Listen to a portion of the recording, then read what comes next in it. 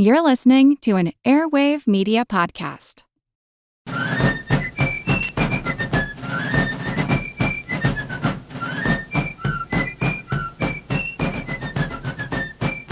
Hello, and thank you for joining the American Revolution. Today, episode 42, the Coercive Acts of 1774. Word of the destruction of tea in Boston in December 1773 took several months to reach London. Last week, we looked at some of the initial reactions, and after some debate, the North Ministry proposed what would become collectively known as the Coercive Acts or the Intolerable Acts, a series of laws passed in 1774 that drove a deeper wedge between Britain and her North American colonies.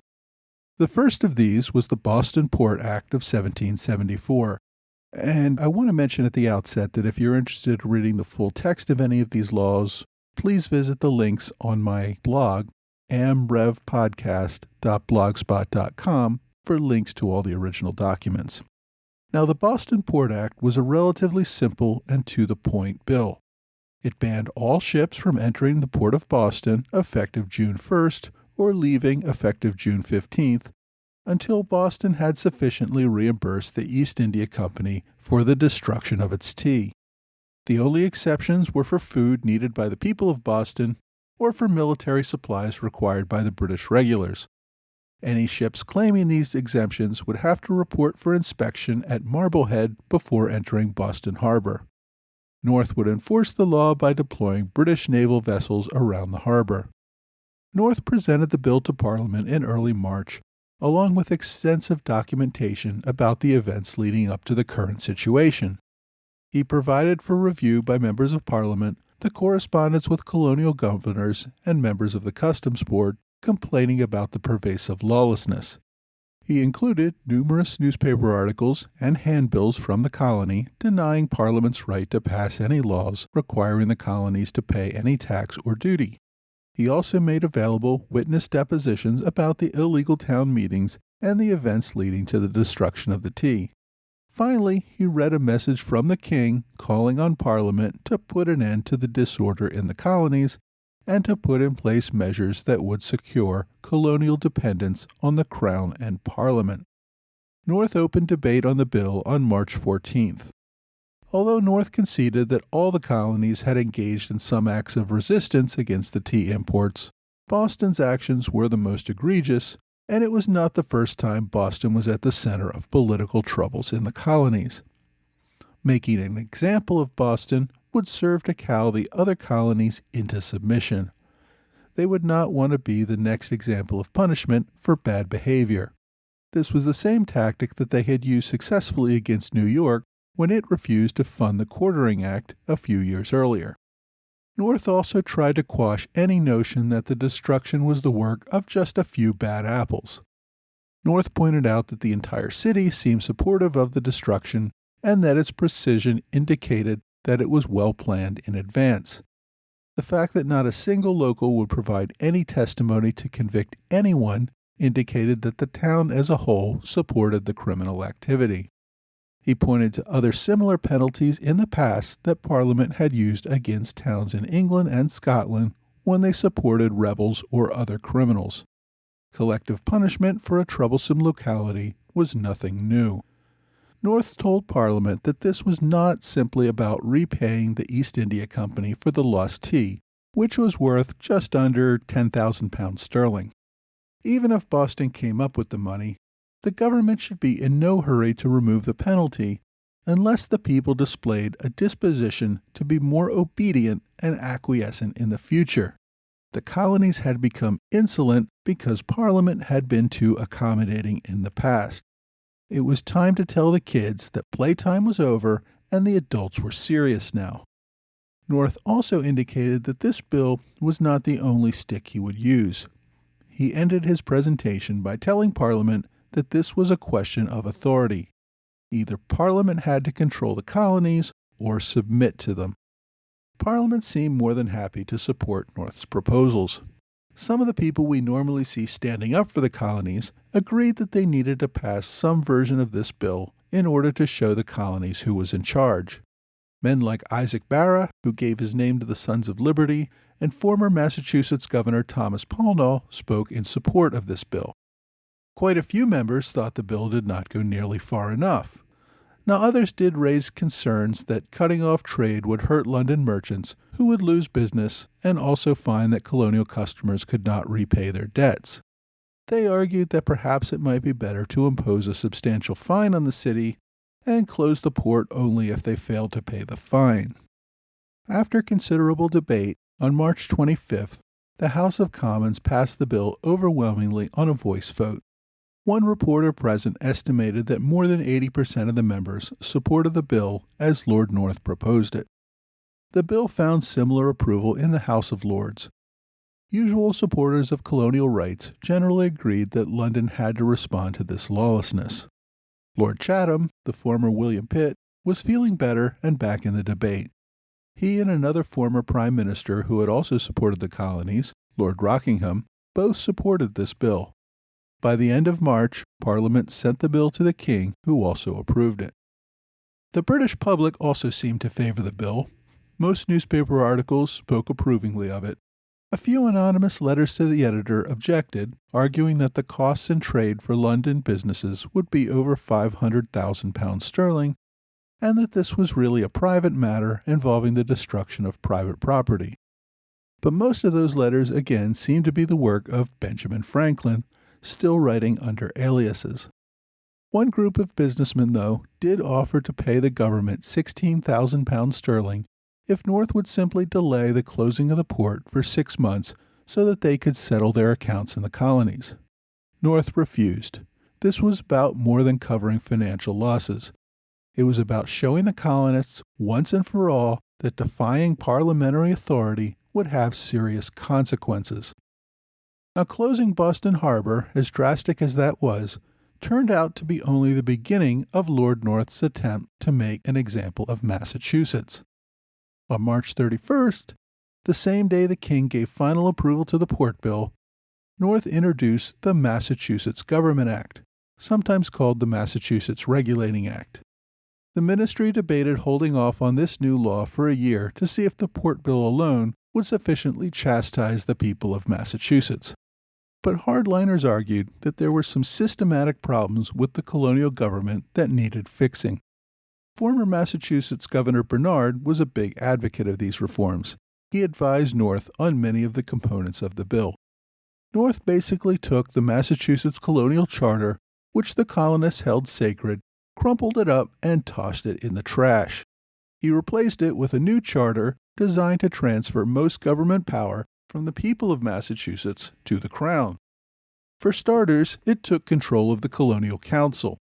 Under the old charter, the people elected the Assembly, which is also called the General Court, but I've avoided calling it the General Court only because it tends to confuse people who think of it as a court of law that tries cases.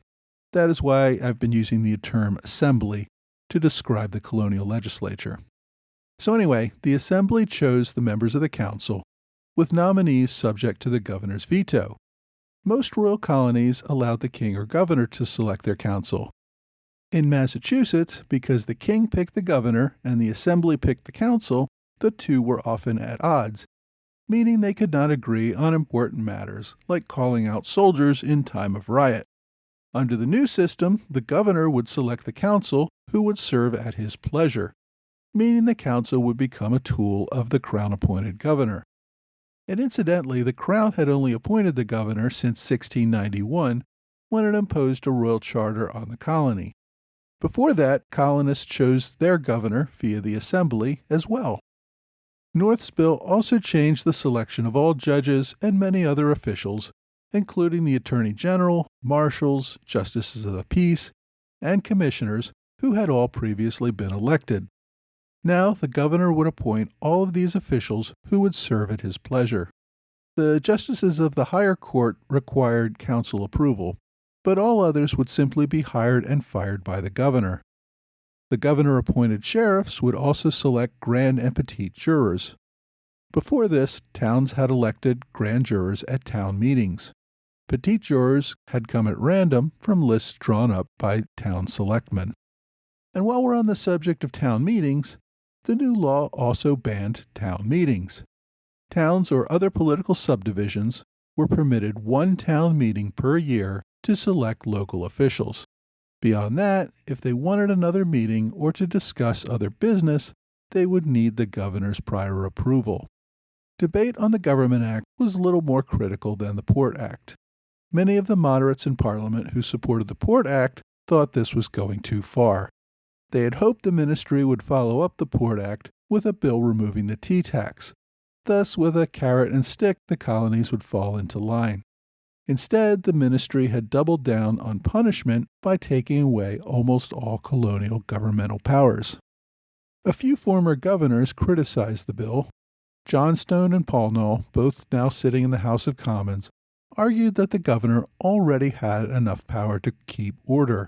It was just that Governor Hutchinson was too much of a wuss to use that power properly. They argued that a real governor could use the powers as is to maintain law and order. Isaac Barra also moved back to the opposition on this bill. The majority, though, felt otherwise. The Government Act passed overwhelmingly on May 3rd, with nearly 80% of the members voting in favor. In the House of Lords, the usual liberals, men like Rockingham and Camden, objected. They pointed out that the governor in Massachusetts had more power than the king in England. The king was always subject to the power of Parliament to cut off his funds. In Massachusetts, the governor had access to money from London to run the government.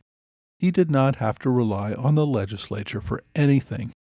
Opponents of the bill thought altering the charter was a really big deal that would cause even more problems. But even they did not deny the authority of Parliament and the Crown to alter the charter. No one in London seemed to be making the argument that everyone in Massachusetts seemed to be making, that the people of Massachusetts had certain sovereign rights that could not be abolished. The most fundamental was the right to govern themselves on internal colonial matters. Parliament seemed to see the governing power as a gift that could be taken away if the colonists got too troublesome.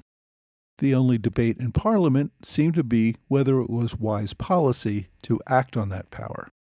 By May 20th, the King gave final approval to the Government Act. The bill would go into effect on July 1st, barely enough time to transport it to Massachusetts, and taking effect only 2 weeks after Boston Harbor closed. In April, even before passage of the Government Act, North piled on even further with his proposed Administration of Justice Act. This allowed anyone accused of murder or other capital crime while trying to enforce the law to have their trial moved to England or another colony.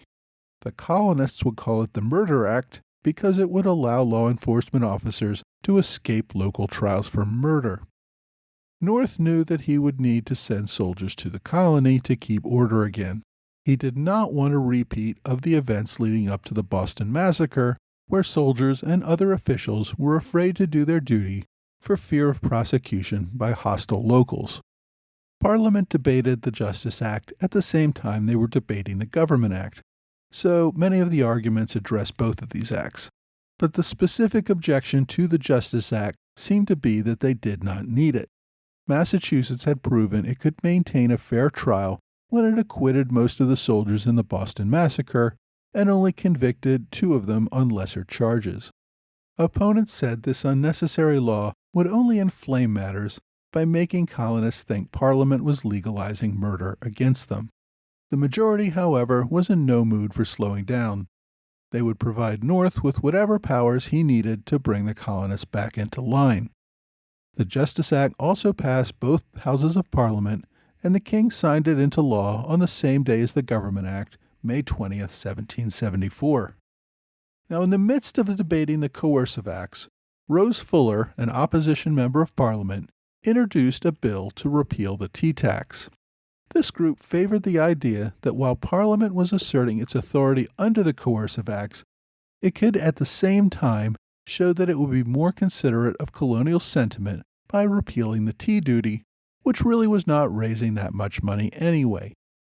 This proposal failed, with the majority again raising the old argument that backing down on the Stamp Act had only encouraged more trouble in the colonies. Parliament had to remain firm if it wanted to assert colonial authority successfully. We can consider being nice again once the colonies show proper deference. Until then, no backing down on anything. Now, I mention this debate only because it was the basis for Edmund Burke to give his famous speech on American taxation. And again, I have a link to the original document if you visit amrevpodcast.blogspot.com. During his speech, Burke points out how Britain had a nice, profitable economic relationship with its colonies for years. The direct benefits of trade led to increased revenues for Parliament. The new taxes, beginning with the stamp tax, not only led to little revenue being raised, but caused British merchants to lose fortunes and ended up costing Parliament in overall revenue. He argued that if Parliament focused on profitable trade and did not bother with the taxes, everyone would be better off, and Britain could continue to benefit from the trade policies that everyone supported. Sadly, as I said, the majority rejected Burke's arguments and continued on with their attempts to subdue the colonies by force. Now, the first three acts that I discussed today specifically focused on Massachusetts. Parliament also passed a fourth act, the reinstatement of the Quartering Act, which applied to all colonies, but clearly passed with Massachusetts in mind. It authorized the governor to requisition suitable housing for all soldiers if a colony did not have sufficient barracks available. The governor could requisition any vacant buildings for the soldiers' use. This was not much different from the Quartering Act that had lapsed in 1770, but the colonists did not like it then and would not like it now either. Nevertheless, with little debate, the Quartering Act passed and the king gave it final approval on June 2, 1774. Finally, to top off a busy spring, Parliament passed the Quebec Act. This act related only indirectly to other disputes in North America. It gave a permanent government to the French Canadians, who had been living under English military rule in Quebec since the end of the French and Indian War back in 1760. The new law permitted Catholics to hold public office. They only had to swear allegiance to the king, no more religious test. The act also extended the boundaries of Quebec to all land between the Ohio and Mississippi rivers. This includes modern-day Ohio, Michigan, Wisconsin, Minnesota, Indiana, and Illinois. North passed the law with consultation from Quebec's military governor, Guy Carleton, who had been in London to discuss the future of Canada. North hoped to keep the French Canadians happy with British rule so they did not side with the other colonies in any upcoming confrontation. And for the most part, it seemed to work. The land claim had the benefit of keeping the British colonists hemmed in along the coast where the British could better control them. Unfortunately, this was yet another issue that drove the other colonists nuts. Many colonies had legitimate land claims to territories just granted to Quebec. So, we spent decades and numerous wars fighting to claim those lands. We actually win the war and kick France out of Canada. And now you guys in Parliament are going to hand over our land to the French inhabitants of Canada? Seriously? Quebec was ruled by an appointed governor and council with no elected legislature at all. The top leaders would remain mostly military officers. But now the lower-level officials could be French-speaking officials. So anyone from an eastern colony who wanted to move west would have to give up any right to local representation in any sort of colonial government. And they also get to be ordered around by French-speaking officials. Also, most of the wealthiest families in Pennsylvania, Maryland, and Virginia had major investments in these western lands. Turning that land over to Quebec made all of those land claims questionable at best. If there was ever an economic incentive for the wealthiest and most powerful colonial families to join the resistance, this was it. Debate over the Quebec Act did raise some concerns among the radical Whigs in London. They saw this as a massive sellout of the gains of the 7 Years' War. If France ever retook Canada, Britain had just given it legal authority to take over all of these disputed lands as well. Giving complete control of the Ohio Valley to French-speaking Catholics seemed absurd. Some even questioned whether the king had violated his oath to defend the Protestant faith. While some Whigs raised these objections during debate, The debate itself was relatively short. The Quebec Act easily passed both houses of Parliament, and the King gave his approval on June 22, 1774. So over the course of 3 months, Parliament passed 5 bills designed to prove to the colonies once and for all that Parliament was in charge. The colonies would learn to accept the dictates of Parliament or suffer the consequences. With that, Parliament waited to see what the colonists were going to do about all this. Next week, we'll take a look at what the colonists are going to do about all this.